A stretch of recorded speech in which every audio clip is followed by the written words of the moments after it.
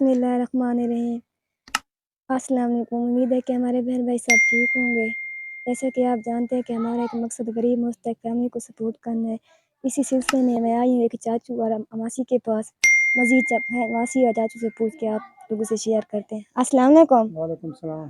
तो को केरी चीज़ की परेशानी है? बाबा लंगर पानी तंगी है, जी नलका काई नहीं, हवेली काई नहीं, बाथरूम काई नहीं, मेहरबानी करो मकान ढाए पे। जी असां 2 बंदे हैं, 3 बंदे असां बाल छोटे नंढे हैं, असां तंग हैं, जी रोज़ के तंग हैं।